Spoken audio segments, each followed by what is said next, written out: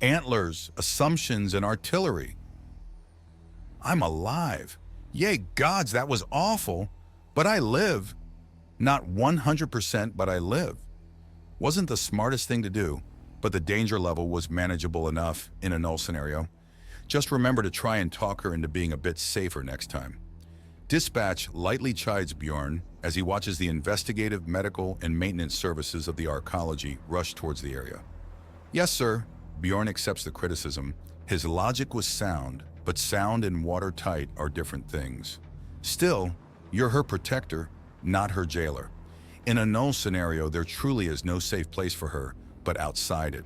But for a small burst as that was, it was easily manageable. Anything else to report? No, sir. Although I do request to be kept up to date with any pertinent information about what's going on.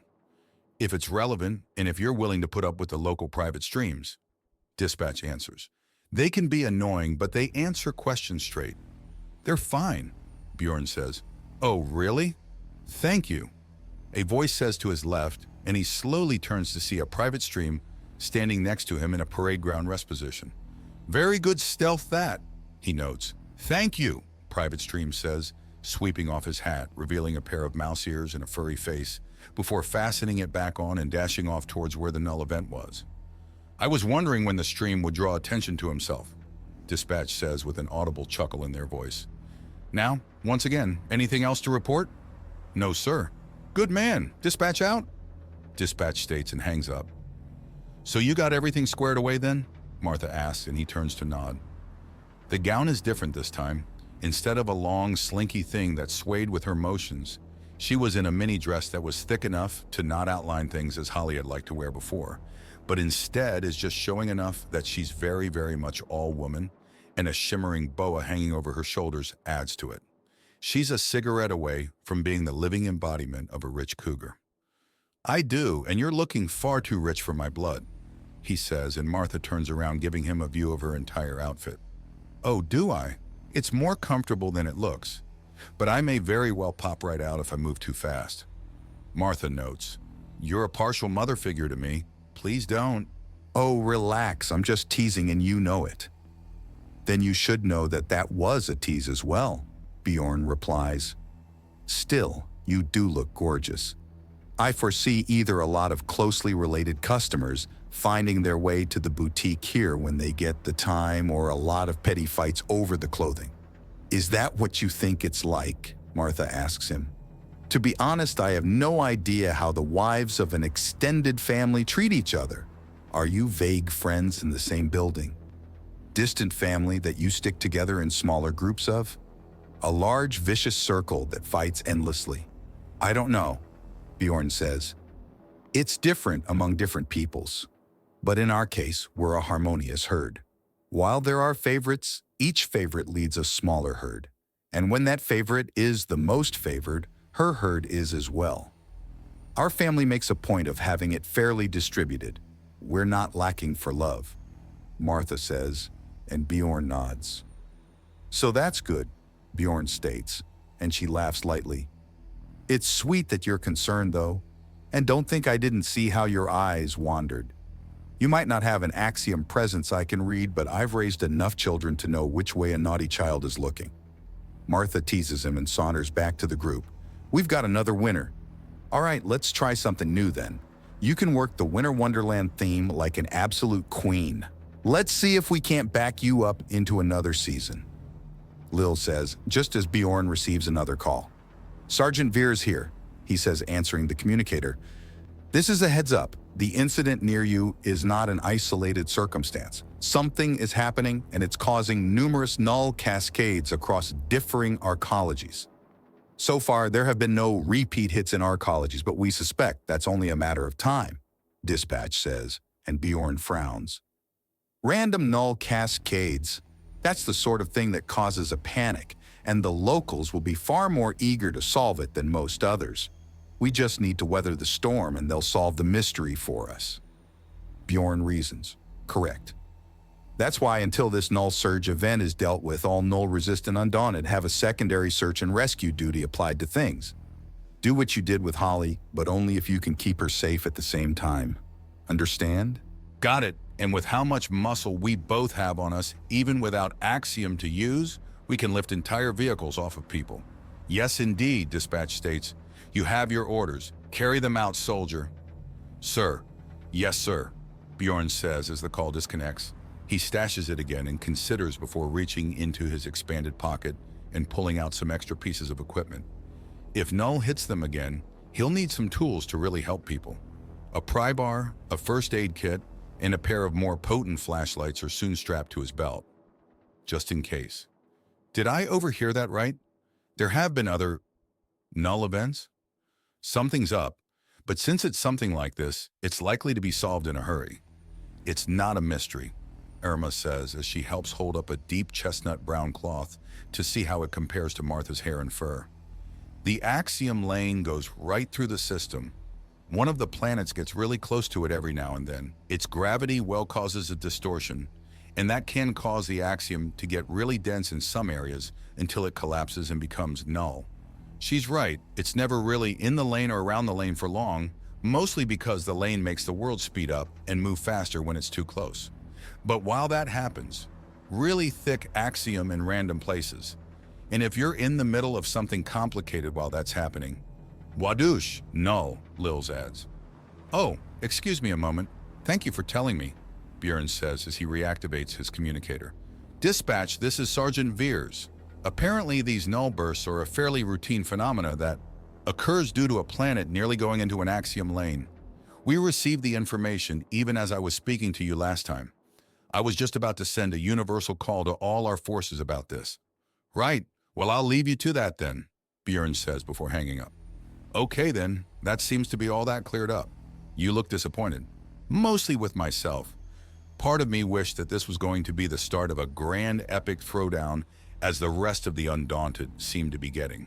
But I'm on bodyguard duty. If things are getting exciting, then I've messed up big time, and pining for it is something I should not be doing. It's the morals that seals it, isn't it, girls? If he was just cute, it would be enough. If he was just exotic, it would be enough. If he was just exciting, it would be enough. But he's all that and that good?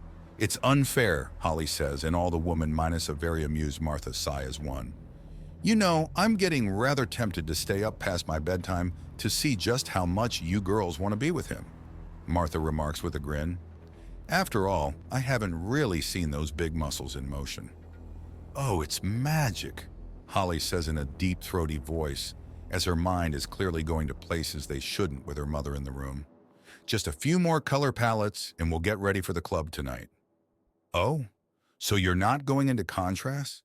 Didn't you tell me that they made things striking and bold? Bjorn asks, and there's a pause. A few more than a few color palettes and we'll get ready for the club tonight. We need to see what a Clatterhooves looks like in red. 7 of them enter the club at once, looking like they walked right out of an advertisement.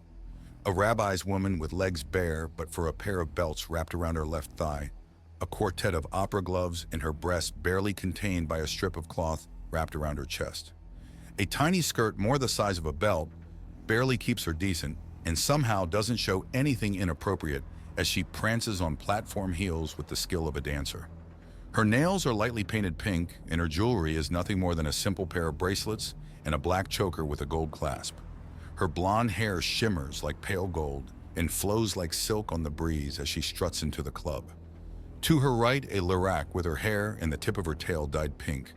Thigh-high boots cut at the front to let her toes free and at the sides to show more of her thighs reach up past her knees, but still leave distance from the deliberately ragged cut-off short shorts that are barely the size of panties, let alone proper shorts. The only clothing she has on her torso is a bikini top that just barely keeps her decent and seems to be threatening to snap at any moment. Her fingerless gloves in brown offset her own much lighter fur color, and black armlets adorn her upper arms.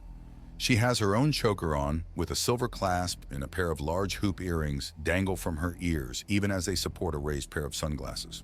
The next woman seems somewhat out of place compared to the others in that she's far more amused than excited and is clearly not used to the club with how she looks around. She's also strangely the most conservatively dressed, if one can call a shimmering red mini dress with thigh-high black leather leggings and matching elbow-length gloves conservative. Ribbons are interwoven along her antlers, and she scans the club in amusement before spotting what she's looking for.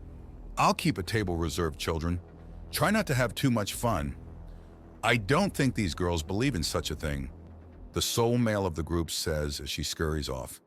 He's built like he's been cut out of marble and with his hair elegantly styled into a feathered dew that dances with the slightest movement, and his sleeveless white shirt seemingly painted onto his chiseled physique. He's grabbing a lot of attention. The black leather pants he's wearing shift and bulge with every step he takes, revealing that this is not a man to skip leg day, or really any day at the gym. The combat-style boots are aggressive, but clearly shone so bright that they've never seen anything but the dance floor. Because there isn't, the other Carib states, and she's also a standout among the 7 now turned 6. She's stomping forward with a powerful stride that reveals much about her. Tight leather leggings and elbow-length gloves shows off her own incredible physique, and the wrapping around her stomach does the same. But the flaring skirt wrapped around her waist and the wrap around her chest conceal as much as the rest of her outfit outright exposes. There is no hesitation to her presence and not a single doubt in her step. Numerous short chains with flashing gems dangle from her antlers, and a choker with a locket in it is around her neck. "She's right, you know," the next Lyrac down notes with her hair tied up in teasing pigtails. Her high-heeled shoes are modeled to look more like athletic attire, complete with socks sticking out of the top before going up to her dark gray and red skirt. The design is almost childish, the sort of thing you'd see on a little girl up to and including a tiny doll dangling off a chain around her waist. It matches her bikini-style top and the gloves to give a contrasting look of innocence and sheer desire all at once. Or at least it would be if the doll in question wasn't clearly of herself in this exact outfit. On each ear is a pale blue hoop earring, and around her neck lays a choker with a pendant dangling from it. Moving too fast with her to have the symbol made out. "Oh, we've been waiting too long for this. It's time for a party." The final Lyrac cheers in her pink and black thigh-highs, pink miniskirt that's outright straining to stay on an equally straining string bikini top. Numerous bright pink jangling bracelets adorn her wrists, and her choker is shimmering with shining gemstones. Large pink hoop earrings dance in her ears as she stood along with the others, herd their man into the dance floor for some much-awaited and much-appreciated fun. Ladies and gentlemen, welcome once again to the undaunted DJ War. Things are getting hot, heavy and huge. You all can see the voting booths around the club. They're all under spotlight. So grab onto your butts because first, we're going out fast and furious with DJ Speeds.